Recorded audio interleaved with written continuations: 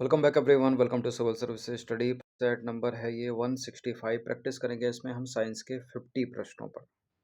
ठीक है, 50 प्रश्न होंगे। इसमें फिजिक्स भी होगा, केमिस्ट्री भी होगा और बायोलॉजी भी। चलिए स्टार्ट करते हैं। इस टेस्ट सीरीज की प्लेलिस्ट बना रखी है, वहाँ पर आप टेस्ट नंबर 1 से लेकर 165 तक पहुँच सकते हैं। डिस्क्रिप्शन बॉक्स में लिंक है उसका। पहला प्रश्न जो होगा फिजिक्स से यानी भौतिक विज्ञान से। 17 से 18 प्रश्न फिजिक्स के चलेंगे।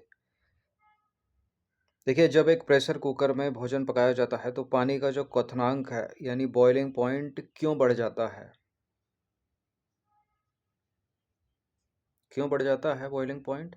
क्योंकि प्रेशर बढ़ जाता है। कुकर के भीतर जो है वाष्प का दाब, प्रेशर बढ़ जाता है, इसलिए बॉइलिंग पॉइंट बढ़ जाता है तो खाना जल्दी पकेगा। तो बी है इसका आंसर। और एक और चीज़, इस टेस्ट सीरीज़ की आप फुल टेस्ट सीरीज़ से जुड़ सकते हैं, जो मिलेगी आपको पेड टेलीग्राम ग्रुप में। Full test series PDF format में होगी। एक छोटा सा अमाउंट है। ये नंबर इस पर कॉल या व्हाट्सएप करके आप प्राप्त कर सकते हैं। जब किसी द्रव पर दाब बढ़ाया जाता है तो उसका जो क्वथनांक है यानी बॉइलिंग पॉइंट है वो बढ़ जाता है।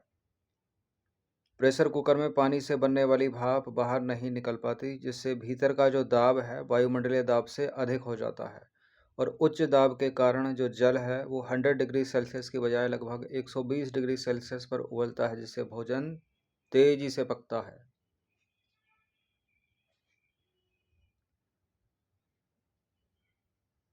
हॉट डेजर्ट में यानी गर्म रेगिस्तान में यात्रियों को दूर से पानी होने का भ्रम यानी माइरेज या मरीचिका होता है।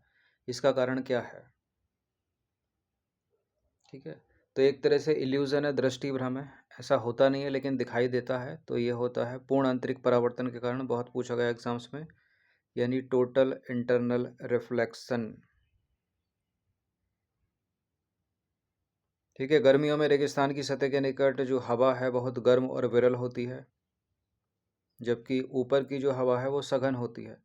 जब सूर्य का प्रकाश सघन माध्यम से विरल माध्यम की ओर बढ़ता है तो आपतन कोण यानी एंगल ऑफ इंसिडेंस का मान क्रांतिक कोण यानी आर्टिफिशियल एंगल से अधिक हो जाता है, जिससे प्रकाश का पूर्ण आंतरिक परावर्तन यानी टोटल इंटरनल रिफ्लेक्शन हो जाता है और यात्रियों को जल का प्रतिबिंब दिखाई देता है।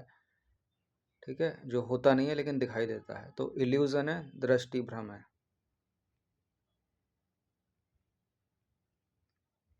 साबुन के बुलबुले सूर्य के प्रकाश में रंगीन दिखाई देते हैं, इस परिघटना का मुख्य कारण क्या है? Dispersion of light, polarization, refraction या इंटरफेरेंस यानी इंटरफेरेंस ऑफ लाइट। ये प्रकाश का व्यतिकरण के कारण होता है यानी इंटरफेरेंस ऑफ लाइट। बहुत पूछा गया एग्जाम्स में, भी है इसका आंसर। साबुन के बुलबुले की बाहरी और आंतरिक सतहों में परावर्तित होने वाली प्रकाश तरंगें एक दूसरे से मिलती हैं, जिससे व्यतिकरण यानी इंटरफेरेंस होता है। व्यतिकरण के कारण कुछ रंगों की तीव्रता बढ़ जाती है और बुलबुला जो है वो रंगीन यानी कलरफुल दिखाई देता है। रात के समय जो तारे हैं वो हमें टिमटिमाते हुए प्रतीत होते हैं, इसका कारण क्या है? तो प्रतीत होते हैं, ये भी एक इल्यूजन है, दृष्टि भ्रम है। ऐसा होता नहीं है लेकिन दिखता है। तो तारे टिमटिमाते हैं अपवर्तन के कारण। ठीक है, प्रकाश के अपवर्तन के कारण या पृथ्वी के वायुमंडल द्वारा प्रकाश का अपवर्तन यानी refraction of light. Total internal reflection नहीं है। पृथ्वी का जो वायुमंडल है वो निरंतर बदलता रहता है और इसमें विभिन्न घनत्व व ताप की वायु परतें होती हैं। जब तारों का प्रकाश इन विभिन्न परतों से होकर गुजरता है तो लगातार अपवर्तन यानी रिफ्रैक्शन होता रहता है। इसके कारण हमारी आंखों तक पहुंचने वाले प्रकाश की दिशा और तीव्रता बदलती रहती है, जिससे तारे टिमटिमाते महसूस होते हैं। सर्दियों के दिनों में जो लोहे का दरवाज़ा है वो छूने पर लकड़ी के दरवाजे की तुलना में अधिक ठंडा लगता है, क्यों?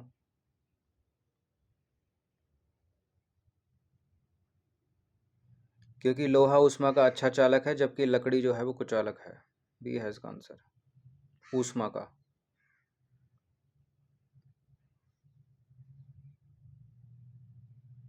लोहा ऊष्मा का सुचालक यानी गुड कंडक्टर है, जबकि जब हम सर्दियों में लोहे को छूते हैं तो शरीर की जो ऊष्मा है तेजी से लोहे में प्रवाहित होने लगती है, जिससे हमें ठंडक महसूस होती है। इसके विपरीत लकड़ी कुचालक होने के कारण शरीर की ऊष्मा का प्रवाह नहीं होने देती। वॉशिंग मशीन किस सिद्धांत पर कार्य करती है? अपकेंद्रीय बल, अभिकेंद्रीय बल, विसरण या परासरण। यानी ऑस्मोसिस, डिफ्यूजन, सेंट्रीपिटल फोर्स या सेंट्रीफ्यूगल फोर्स। यहाँ सेंट्रीफ्यूगल फोर्स है, यानी अपकेंद्रीय बल। ऑप्शन नंबर ए है इसका आंसर। देखिए, जब किसी वृत्त को वृत्ताकार मार्ग में घुमाया जाता है तो केंद्र से बाहर की ओर एक आभासी बल कार्य करता है, जिसे अपकेंद्रीय बल यानी सेंट्रीफ्यूगल फोर्स कहते हैं। वॉशिंग मशीन इसी सिद्धांत पर कपड़ों से पानी और गंदगी के कणों को बाहर अलग कर देती है। वर्षा की बूंदें गोलाकार धारण कर लेती हैं, इसके लिए उत्तरदायी भौतिक गुण कौन सा है? ये होता है पृष्ठ तनाव के कारण, यानी surface tension. Option number B है इसका आंसर।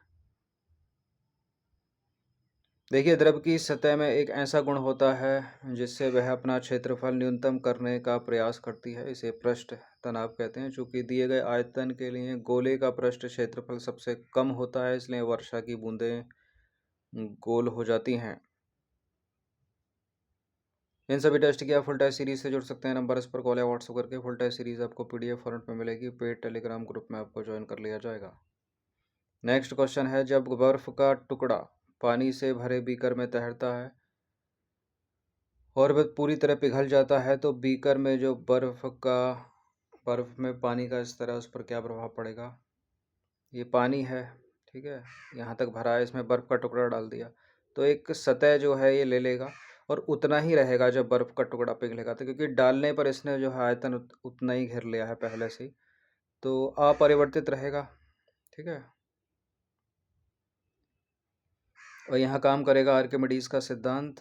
तैरती हुई बर्फ अपने भार के बराबर पानी को विस्थापित करती है। जब बर्फ पिघलती है तो उससे बना जल ठीक उतना ही आयतन घेरता है जितना बर्फ ने तैरते समय विस्थापित किया था, इसलिए जल स्तर में कोई बदलाव नहीं होता है।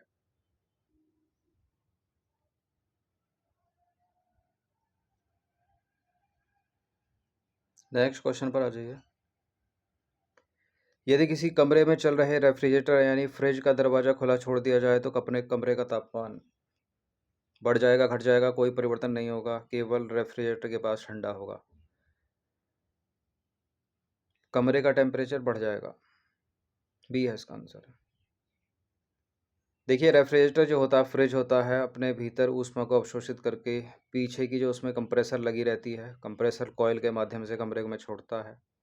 जब दरवाज़ा खुला रहता है तो जो कंप्रेसर है वो कमरे की हवा को ठंडा करने के लिए लगातार चलता रहेगा, ठीक है, और अवशोषित ऊष्मा से अधिक ऊष्मा कमरे में उत्सर्जित करेगा, जिससे कमरे का तापमान बढ़ जाएगा और कंप्रेसर पर भी लोड पड़ेगा, हो सकता है कंप्रेसर ही खराब हो जाए। तो इम्पोर्टेंट है ये दो, निकट दृष्टि दोष, दूर दृष्टि दोष, ठीक है, एक मायोपिया, एक हाइपरमेट्रोपिया। निकट दृष्टि दोष या मायोपिया से जो पीड़ित व्यक्ति है वो किस प्रकार के लेंस का उपयोग करेगा? देखिए, है ये निकट दृष्टि दोष, लेकिन इसमें निकट की वस्तुएं स्पष्ट दिखाई देती हैं, दूर की वस्तुएं स्पष्ट दिखाई नहीं देती। तो जिसको निकट दृष्टि दोष है वो अवतल लेंस, और जिसको दूर दृष्टि दोष है वो उत्तल लेंस।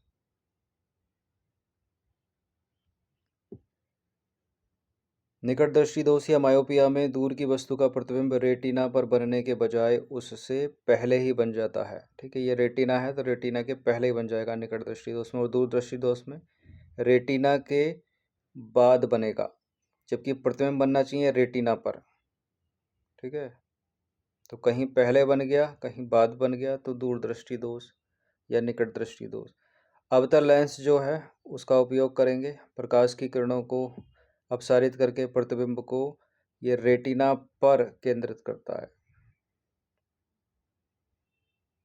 यदि आप किसी ऊंचे पर्वत पर जाते हैं तो फाउंटेन पेन से स्याही बाहर निकलने लगती है, इसका प्रमुख कारण क्या है?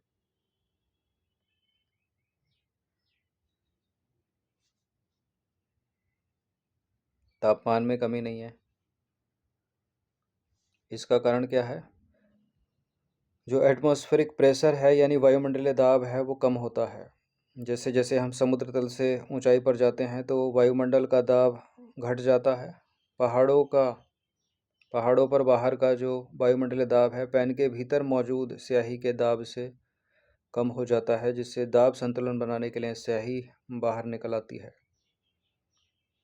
गाड़ियों के पीछे का दृश्य देखने के लिए जो साइड मिरर होते हैं, साइड मिरर के रूप में उत्तरपण यानी कॉन्वेक्स मिरर की प्रयोग क्यों किया जाता है? ठीक है, ये साइड में जो लगे रहते हैं ना साइड मिरर, चाहे ये बाइक कार में हो, ठीक है, या बाइक में हो, पीछे के दृश्य देखने के लिए ज़रूरी भी होते हैं साइड मिरर। ठीक है, कार में तो कंपलसरी होते हैं, लेकिन बाइक में क्या करते हैं कई लोग इनको हटा देते हैं, तो हटाने नहीं चाहिए इनको। इसका जो दृष्टि क्षेत्र है यानी फील्ड व्यू है वो विस्तृत हो जाता है और ये सीधा प्रतिबिंब बनाता है। बी है इसका आंसर, जो कॉन्वेक्स मिरर। तो कॉन्वेक्स मिरर यानी उत्तल दर्पण हमेशा छोटा। प्रश्न ये भी पूछा जाता है कि कौन सा है वो, उत्तल है अवतल है, तो उत्तल दर्पण है वो। उत्तल दर्पण हमेशा छोटा, सीधा और आभासी प्रतिबिंब बनाता है। बाहर की ओर कृत होने के कारण इसका जो दृष्टि क्षेत्र है यानी फील्ड ऑफ व्यू है बहुत बड़ा होता है। देखा भी होगा आपने, पीछे तक दिखता है पूरा। ठीक है, जिससे चालक को पीछे का एक विस्तृत क्षेत्र स्पष्ट दिखाई देता है। मान लो हाईवे पर चल रहे हैं, 70 80 या 100 की स्पीड है, तो पीछे मुंडी करके थोड़ी देखेगा कौन आ रहा है साइड से या लेफ्ट साइड से, राइट साइड से। ठीक है, मिरर में देखिए, साइड मिरर में। 13वां प्रश्न है, जो फ्यूज वायर होता है, उसमें कौन से गुण होने अनिवार्य है? फ्यूज वायर का जो गलनांक है वो उच्च होना चाहिए या निम्न होना चाहिए, और प्रतिरोध जो है उसका उच्च होना चाहिए या निम्न होना चाहिए? गलनांक तो होना चाहिए निम्न, गलनांक निम्न होना चाहिए और प्रतिरोध जो है वो उच्च होना चाहिए।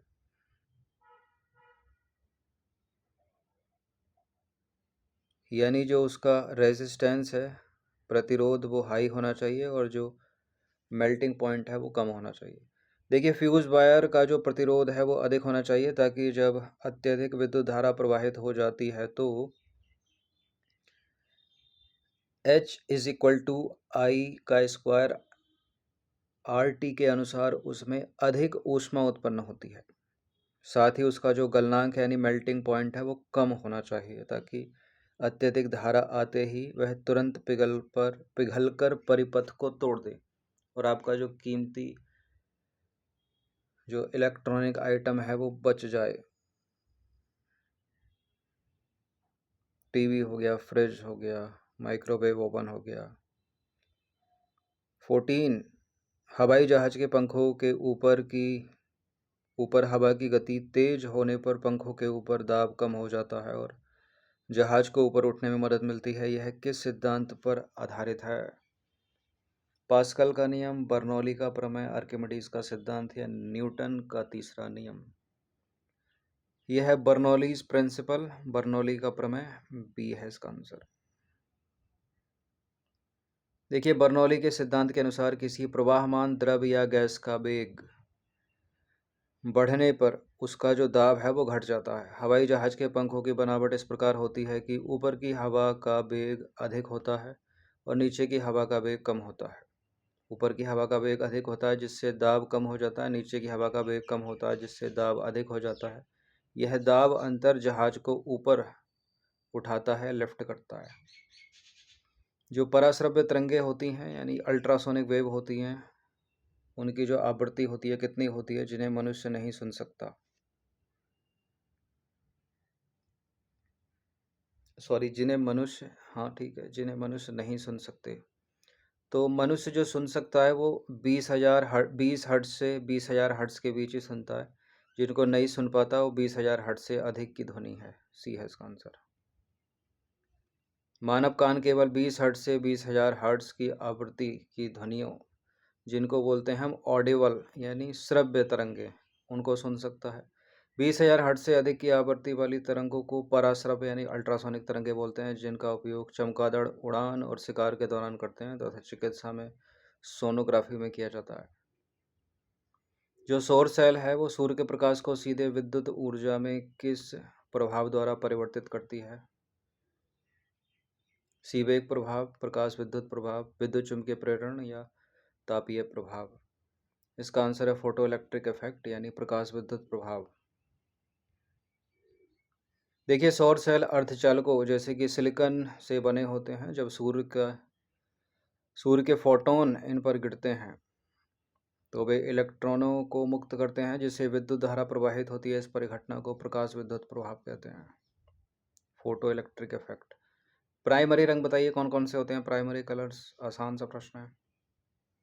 ठीक है, बोनस अंक मिलते हैं इस तरह के प्रश्न एग्जाम्स में आ जाएं तो। रेड, ग्रीन और ब्लू है प्राइमरी रंग, लाल, हरा, नीला। ठीक है, आरजीबी यानी रेड, ग्रीन और ब्लू प्राथमिक रंग कहलाते हैं ये, लाल, हरा और नीला, क्योंकि इन्हें किसी अन्य रंग के मिश्रण से नहीं बनाया जा सकता। ठीक है, ये डेफिनेशन है इसकी। जबकि इनके सही अनुपात में मिश्रण से अन्य सभी रंग और सफ़ेद प्रकाश प्राप्त किया जा सकता है। चलिए 18-17 प्रश्न चले थे फिजिक्स के। अब जो सेकंड है इसका केमिस्ट्री के चलेंगे। रसोई गैस यानी एलपीजी में कौन सा तत्व, कौन सा यौगिक मिलाया जाता है ताकि गैस रिसाव का तुरंत पता चल सके। जो एलपीजी होती है, लिक्विड पेट्रोलियम गैस होती है, उसमें एथिल मरकैप्टेन मिलाया जाता है। सड़े लहसुन की गंध इसमें आती है तो गैस रिसाव तुरंत पता चल जाता है।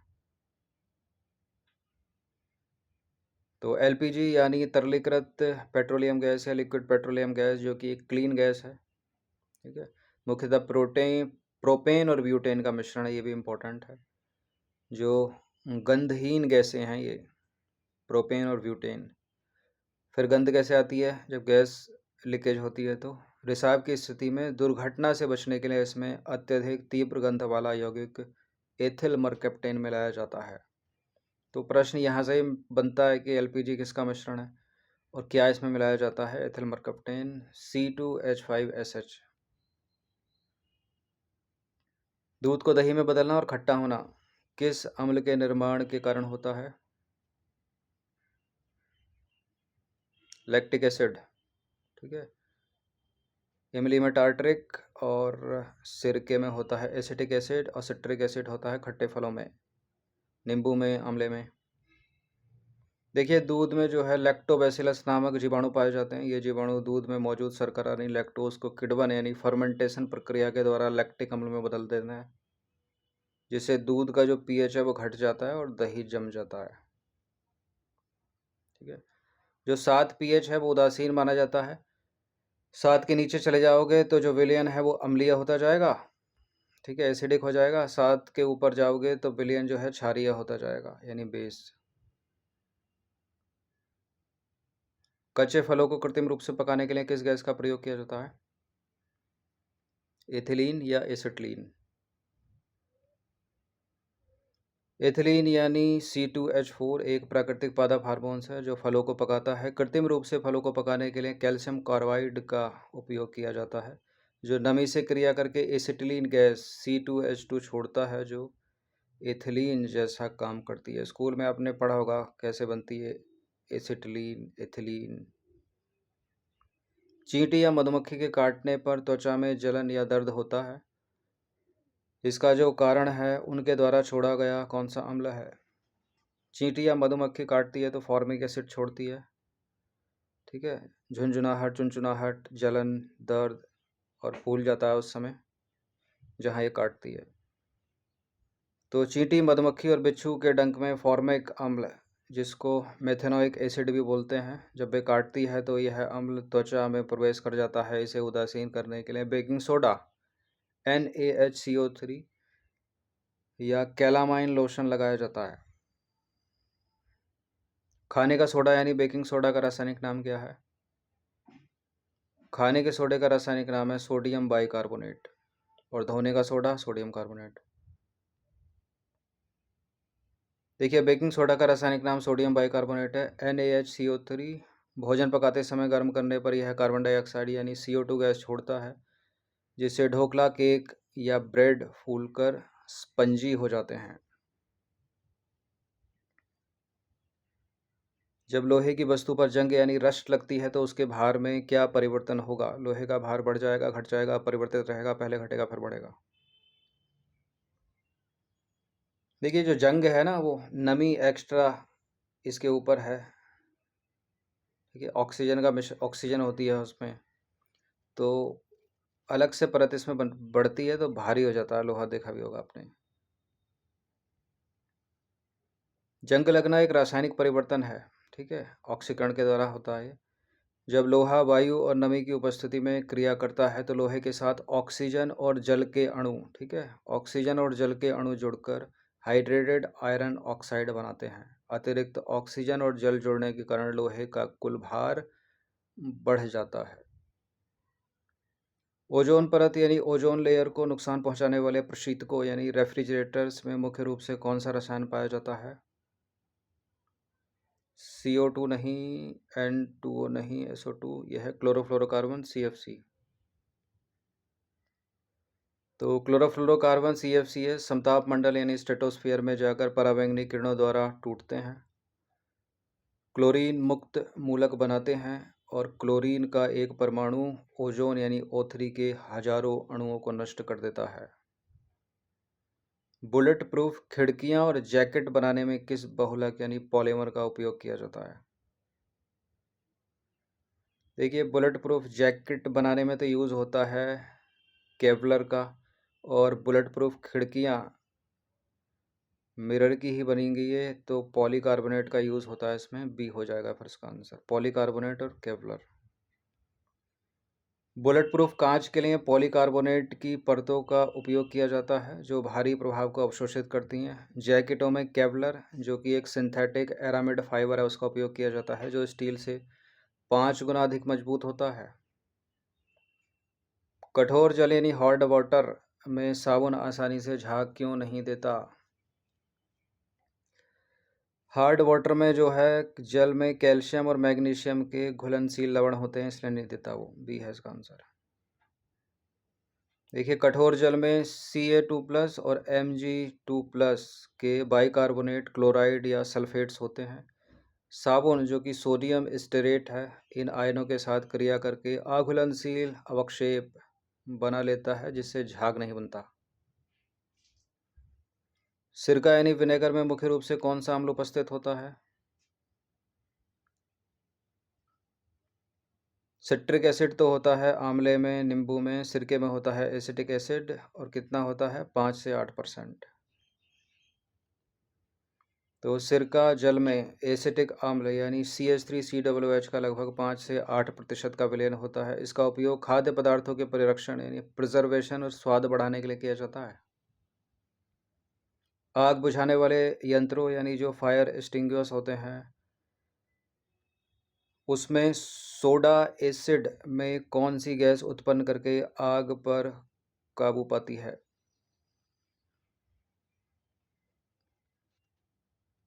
जो फायर एक्सटिंग्विशर, देखिए, आग बुझाने के लिए CO2 चाहिए और जलाने के लिए ऑक्सीजन चाहिए, तो कार्बन डाइऑक्साइड होगी इसमें। बी है इसका आंसर। अग्निशामक में सोडियम बाइकार्बोनेट और सल्फ्यूरिक एसिड की अभिक्रिया से कार्बन डाइऑक्साइड यानी CO2 गैस भारी मात्रा में बनती है। CO2 हवा से भारी होने के कारण आग को चारों तरफ से घेर लेती है और ऑक्सीजन की आपूर्ति काटकर आग बुझाती है। तो जलने के लिए ऑक्सीजन और बुझने के लिए CO2। क्वेश्चन नंबर 29 पर आ जाइए। यह है कृत्रिम वर्षा यानी क्लाउड सीडिंग कराने के लिए किस रासायनिक यौगिक का प्रयोग बादलों पर छिड़काव हेतु किया जाता है? जो क्लाउड सीडिंग है आर्टिफिशियल रेन है, ठीक है, इरिगेशन करने के लिए है, या आजकल तो एटमॉस्फेयर से, तापमान से जो है जो गंदगी है, प्रदूषण है, उसको हटाने के लिए भी कराई जाती है, टेम्परेचर मेंटेन करने के लिए कराई जाती है। तो सिल्वर आयोडाइड का छिड़काव इसमें होता है। और एक और होती है शुष्क बर्फ, जिसको शुष्क ठोस बर्फ उसको बोलते हैं, ठीक है, शुष्क कार्बन डाइऑक्साइड, ठोस कार्बन डाइऑक्साइड। तो सिल्वर आयोडाइड की क्रिस्टलीय संरचना प्राकृतिक बर्फ की भांति होती है। जब इसे बादलों में छिड़का जाता है तो जलवाष्प इसके कणों के चारों ओर जमने लगती है और भारी होकर वर्षा के रूप में गिरती है। क्वेश्चन नंबर 30 पर आ जाइए। CFL और ट्यूबलाइट टूटने पर विषैला प्रभाव पड़ता है। इसमें किसकी वाष्प भरी होती है? CFL और ट्यूबलाइट में जो है मरकरी की वाष्प और अक्रिय गैसें भरी होती हैं, केवल ऑर्गन नहीं, फास्फोरस गैस नहीं, क्रिप्टन नहीं। तो बी है इसका आंसर। CFL ट्यूब में कम दाब पर पारा यानी मरकरी की वाष्प और ऑर्गन गैस भरी होती है।